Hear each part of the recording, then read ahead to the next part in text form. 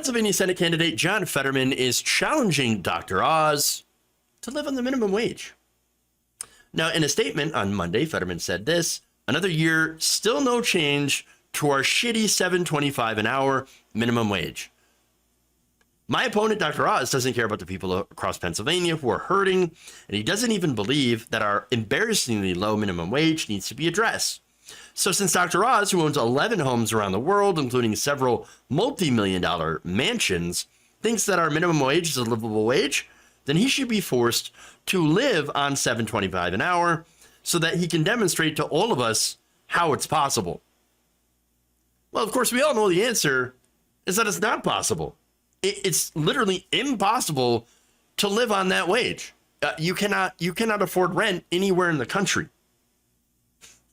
And so, yeah, I would love to see how it's possible.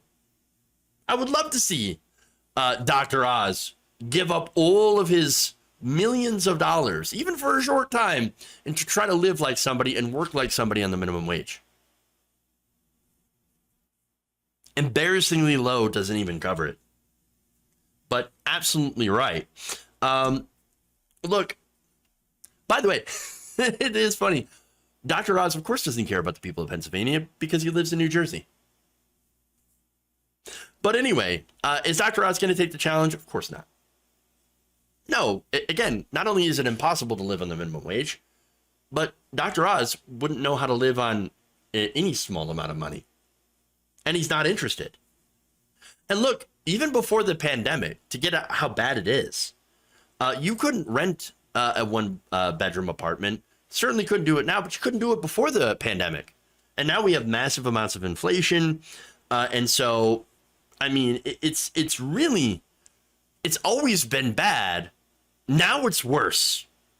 Now, as Fetterman emphasized on Monday, because of inflation, the minimum wage today is worth 27% less than it was worth 13 years ago, and 40% less than in 1968. So think about that.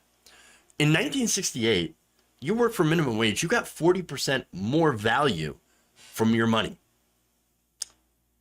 40% more bang for your buck. You had more purchasing power. Now you don't have that.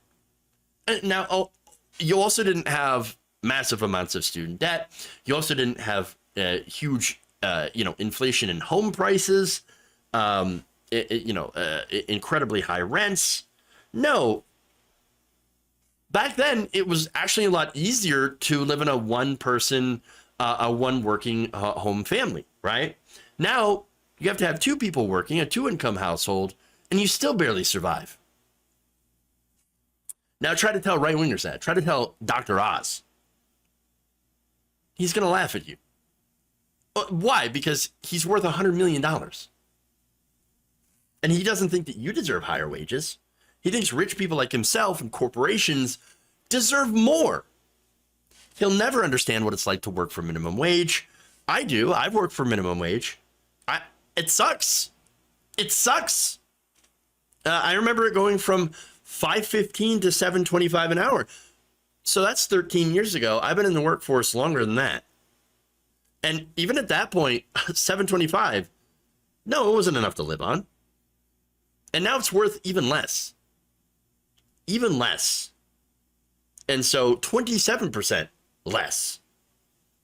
No, I think that if some of these people were forced to live on the minimum wage, yeah, then maybe they might actually be in favor of, raising the wage. But sadly, as I mentioned before, the guy will never agree to it. Because not only does he know that he can't, that it's literally impossible, but he also knows that he would be deeply embarrassed